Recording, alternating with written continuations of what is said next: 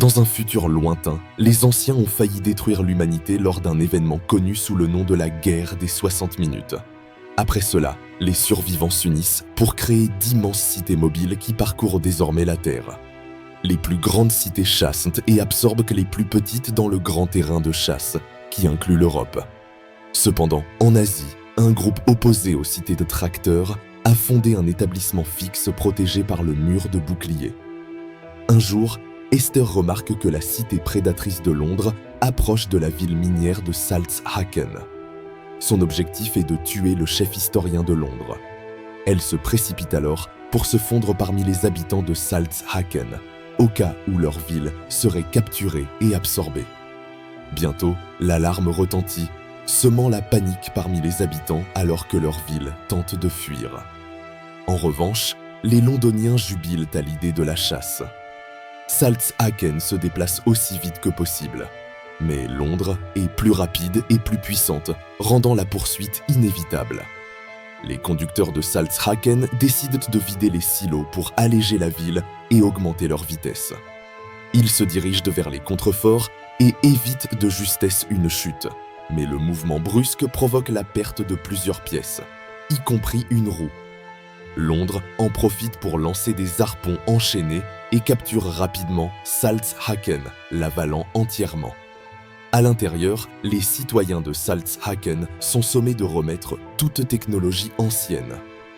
Pendant ce temps, la fille de Fuss, Catherine, se trouve au musée de Londres où des technologies telles que des smartphones et des grille-pains sont conservées comme des reliques anciennes. Elle attend l'apprenti historien Tom, qui est en retard comme d'habitude. Après avoir couru à travers la ville pendant la chasse, il arrive enfin au musée et aide Catherine à rechercher des informations sur la guerre des 60 minutes. Il lui montre une machine qu'il a fabriquée à partir de vieilles pièces, permettant de jouer une vidéo montrant une arme énergétique appelée Medusa, détruisant une ville entière. C'est pour cette raison que les anciens ont créé un dispositif de crash pour désactiver cette arme.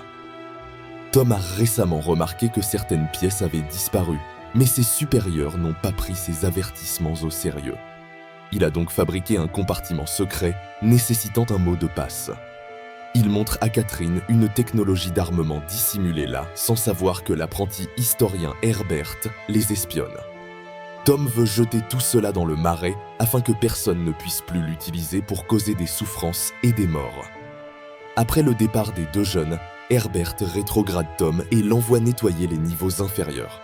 Sachant qu'il est l'heure de pointe, Herbert sait que Tom n'arrivera pas à temps et sera licencié.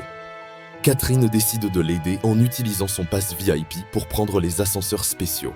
Durant le trajet, Tom explique qu'il doit récupérer les vieilles reliques abandonnées par les nouveaux citoyens et les apporter au musée avant qu'elles ne soient jetées ou brûlées comme carburant. Dans les niveaux inférieurs, les citoyens de Salzhacken sont soumis au tri et leurs armes confisquées. Esther passe sans problème grâce à un couteau caché dans sa manche.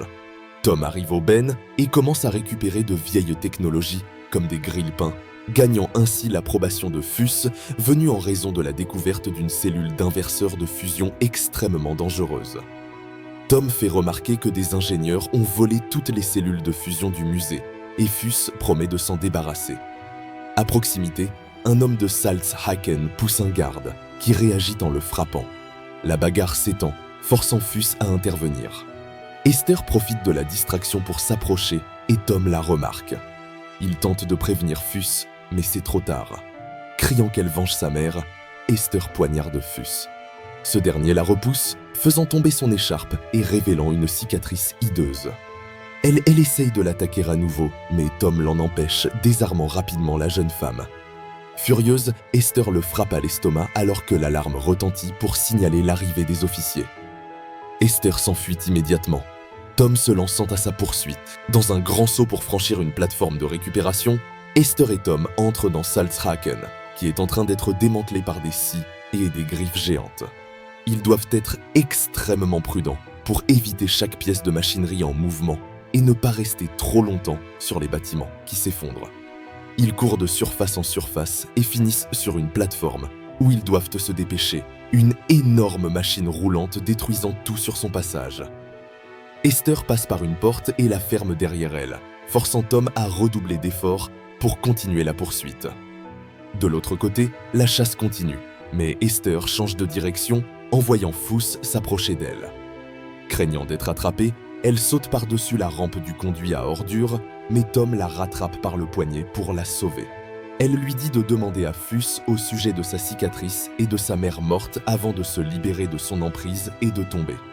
Lorsque Fuss arrive, Tom répète ce qu'Esther a dit, mais Fuss le pousse par-dessus la rampe pour qu'il tombe aussi. Catherine et les gardes les rejoignent et Fuss prétend que le garde-corps s'est brisé, causant leur chute. Seule Catherine remarque Bevis se cachant à proximité. Sachant que le conduit devrait expulser les corps, des aéronefs sont envoyés à leur recherche, mais sans succès. Esther s'est cachée dans les traces laissées par les cités en mouvement, dissimulant Tom sous des feuilles. Lorsque les aéronefs partent, elle fouille les poches de Tom pour lui voler son argent et son couteau.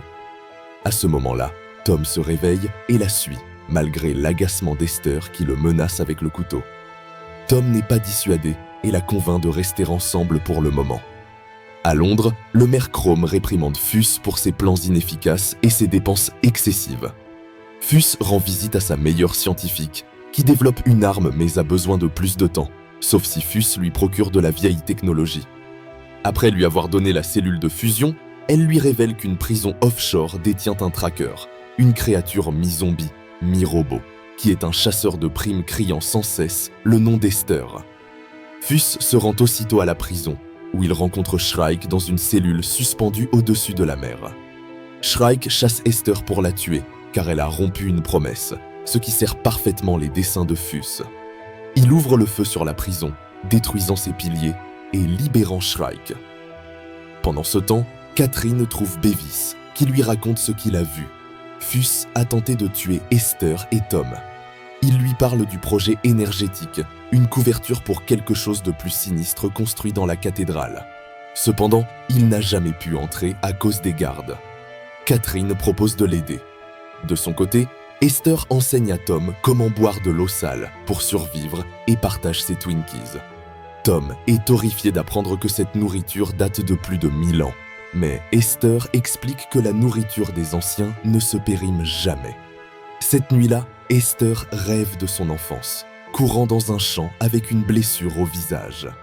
Elle se réveille pour voir Tom agitant les bras pour attirer l'attention de 2 villes mobiles.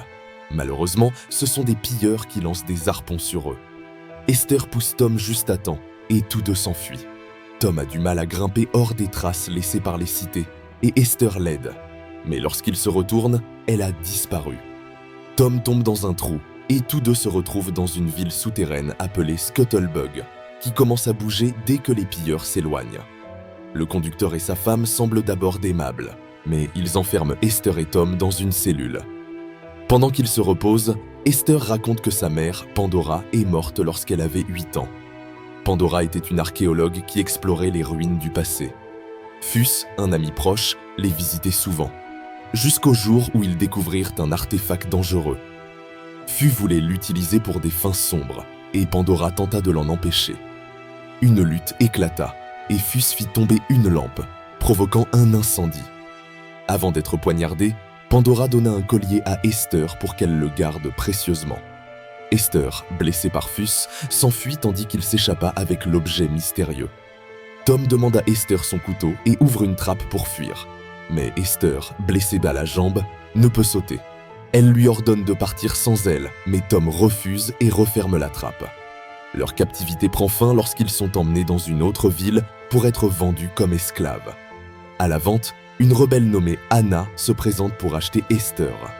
L'enchérisseur, reconnaissant Anna, tente de la capturer, mais elle lui tire dessus. La panique éclate et Anna combat les gardes avec une épée. Esther prend une arme et libère Tom de ses chaînes. Ensemble, ils s'enfuient pendant qu'Anna continue de se battre. Qui l'attaque. Elle possède même une lame cachée dans sa chaussure, qu'elle utilise pour tuer avec ses coups de pied. Des petites villes se trouvent partout, rendant l'évasion difficile.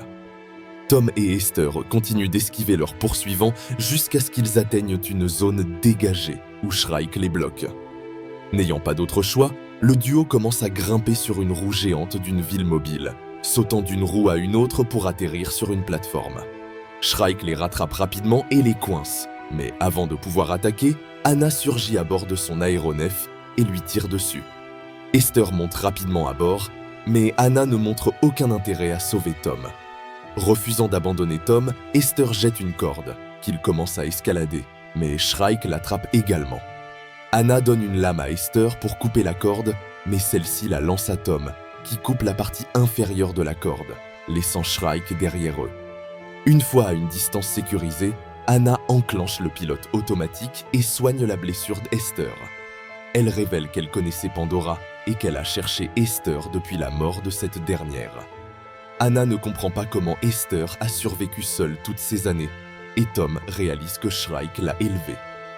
Au début, Esther est bouleversée que son secret soit révélé, mais elle accepte ensuite de raconter son histoire. Après la mort de sa mère, elle a erré seule dans les marécages avant de s'effondrer. Shrike l'a trouvée et recueillie. Il a également pris le collier qu'elle portait. Son véhicule était rempli de poupées effrayantes, et Esther a supposé qu'il essayait de retrouver son humanité, car elle avait découvert une photo de lui lorsqu'il était encore humain.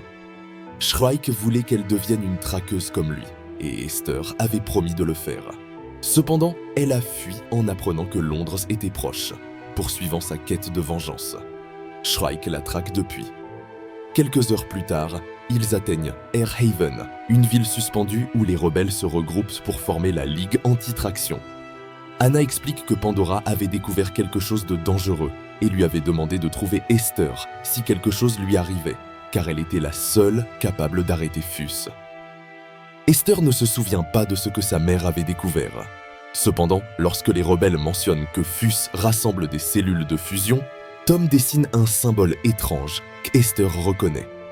Tom explique que cet objet mystérieux est le système de contrôle d'une arme énergétique quantique, et Anna devine que Fus veut détruire le mur de bouclier en Asie. À Londres, Herbert informe Fus qu'il a trouvé un dépôt de technologie ancienne. Plus tard, Catherine et Beavis rencontrent le directeur du musée, qui leur révèle que les ingénieurs ont ouvert le compartiment secret de Tom et pris toute la technologie. Il leur montre également un tunnel caché derrière un mur, avec des milliers de marches, qui les mènera directement dans la cathédrale. Quelques minutes plus tard, le duo émerge d'un sarcophage, juste à temps pour voir Fus achever la construction de son arme, en utilisant la technologie du musée et le système de contrôle de Pandora. L'arme s'appelle Medusa, tout comme dans la vidéo. À ce moment-là, le Major Chrome, furieux, fait irruption dans la cathédrale. Chrome éclate dans la cathédrale, furieux, car ils ont donné l'ordre de faire avancer Londres vers l'est. Sa colère augmente lorsqu'il voit Méduse et se rend compte que Sus veut aller en guerre, comme s'il n'avait rien appris de l'histoire. Chrome ordonne aux ingénieurs d'arrêter l'arme, mais tout le monde l'ignore, et Fus le tue d'un tir dans l'ombre. Catherine voit enfin le vrai visage de son père. À Airhaven, les rebelles reçoivent un message disant que Londres approche de l'est. Soudainement, l'électricité se coupe et ils entendent des cris dehors. Esther reconnaît cela comme une tactique de diversion. En même temps, Shrike éclate dans la pièce, mais il ne se fait pas toucher lorsque les rebelles ouvrent le feu. Ils essaient ensuite de l'attaquer avec des lames, mais Shrike les tue facilement un par un. Certains hommes sont projetés à travers le mur, tandis que d'autres sont jetés dans un trou dans le sol. Shrike ne subit aucune égratignure en se défendant. À ce moment-là, une explosion se produit et la ville prend feu, la détruisant lentement. Bientôt, la plupart de la population fuit en avion, et Tom et Esther courent pour en trouver un aussi. Anna et les rebelles continuent de se battre contre Shrike avec des épées et des haches, mais il est toujours incroyablement facile pour Shrike de les abattre un par un. D'un saut, Anna enfonce la lame de sa chaussure dans la poitrine de Shrike, lui infligeant enfin des dégâts. Ensuite, les rebelles lancent une grenade qui se colle à la jambe de Shrike, et lorsqu'elle explose, elle crée un trou dans le sol, faisant chuter Shrike. Les rebelles peuvent maintenant évacuer, sans savoir que Shrike s'accroche à des poutres en acier. Lorsque Tom et Esther sont sur le point d'atteindre l'avion d'Anna, Shrike apparaît devant eux. Tom essaie de l'attaquer pour défendre Esther, mais Shrike le saisit par le cou et le jette au sol avant de marcher sur sa poitrine. Esther saisit immédiatement la jambe de Shrike pour l'arrêter, suppliant pour la vie de Tom. En remarquant ses larmes, Shrike recule, choqué, réalisant que Esther aime ce garçon. Soudainement, les dégâts causent une défaillance de ses systèmes et il tombe à genoux. Shrike donne à Esther le collier et la libère de sa promesse avant de tomber mort. Alors que la ville commence à s'effondrer, Anna arrive pour entraîner les deux dans son avion et ils réussissent enfin à s'échapper. L'avion se crache au sol. Le lendemain, les avions rebelles passent par un trou dans le mur de bouclier et arrivent à Shanguo, une ville stable qui ne bouge pas. Ils rencontrent immédiatement le gouverneur Quan pour lui dire que Londres arrive, et Anna pense qu'il devrait frapper en premier. Tom proteste, car détruire Londres tuerait aussi tous les civils innocents, et Quan est d'accord que cela ne devrait pas être le cas, mais ils n'ont pas d'alternative. C'est soit Londres, soit Shanguo. Des alarmes retentissent dans la ville et tout le monde se précipite pour se préparer à combattre. Le soir venu, Londres est enfin assez proche du mur, et Tuz active Méduse pendant qu'Anna envoie les avions.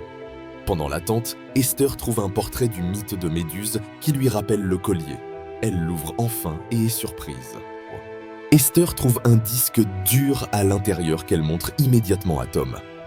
À ce moment-là, l'arme termine sa recharge et tire son premier rayon d'énergie sur le mur, détruisant des dizaines d'avions, les canons de défense et des milliers de personnes.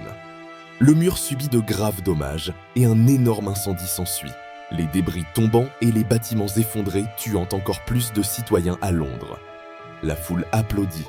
Maintenant, l'arme a besoin de quelques minutes pour se recharger.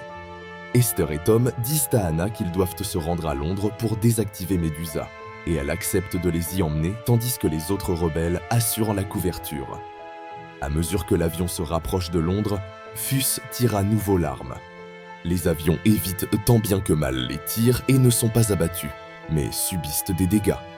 Les rebelles reçoivent ensuite l'ordre d'attirer l'attention de l'ennemi, tandis qu'Anna vole bas dans l'ombre. Londres ouvre le feu normalement, et les avions rebelles font de même, abattant certains bâtiments de la ville et provoquant la panique parmi la foule. Une lumière repère Anna, alors un rebelle s'approche pour la détruire, mais il s'expose à un tir suffisant pour provoquer son crash.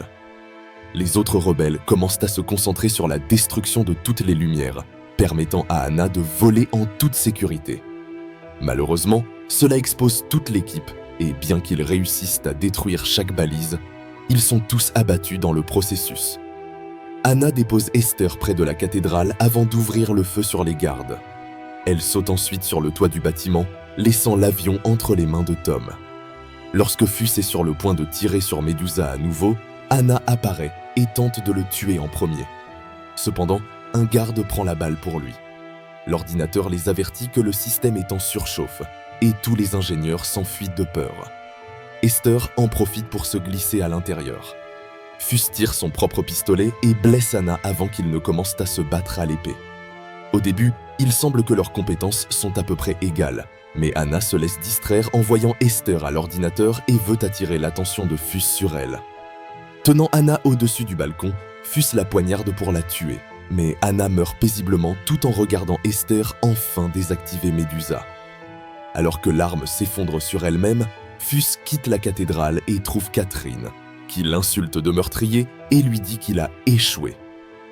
Cependant, Tus n'est pas d'accord et dit que le mur va tomber. En même temps, ces hommes entrent dans la salle de contrôle de Londres et tuent tous les opérateurs. Maintenant, la ville avance sans contrôle, ce qui signifie qu'elle va s'écraser contre le mur pour le détruire. Catherine court aussi vers la salle de contrôle et tente d'utiliser les freins, mais ils sont cassés. Elle parvient à contacter Tom et il élabore un plan. En même temps, Fus essaie de s'échapper dans son propre avion pour se retrouver face à Esther qui bloque son chemin. Lorsqu'elle se prépare à le tuer, Fus révèle qu'il est son père. Esther se souvient soudain de Pandora et Tus en l'embrassant, et la distraction permet à Tus de lui désarmer. De retour à Catherine, elle ouvre la porte de la ville et Tom entre pour tirer sur le moteur, qui commence à exploser, alors que Londres tremble et ralentit. Esther saute sur Tus, et ils se battent au sommet de son avion qui décolle maintenant. Après une grande lutte, Fus maintient Esther contre la rambarde pour l'étouffer, mais Esther sort le couteau de Tom et entaille le visage de son père. Cependant, elle ne le tue pas et saute par-dessus la rambarde juste à temps pour que Tom la prenne. Une fois à une distance sûre, Tom tire sur l'avion de Tus, qui tombe et s'écrase au sol. Tuss parvient à survivre, mais il atterrit juste à côté de Londres. La ville passe sur lui avant de finalement s'arrêter. Il y a un grand trou dans le mur maintenant. Catherine guide les survivants de Londres vers ce trou et trouve une multitude de gardes. Mais Quan leur ordonne de déposer leurs armes et accueille les réfugiés. Dans l'avion d'Anna, Esther et Tom acceptent d'explorer le monde ensemble. Assurez-vous de vous abonner et d'activer les notifications pour regarder plus de vidéos comme celle-ci. Merci d'avoir regardé.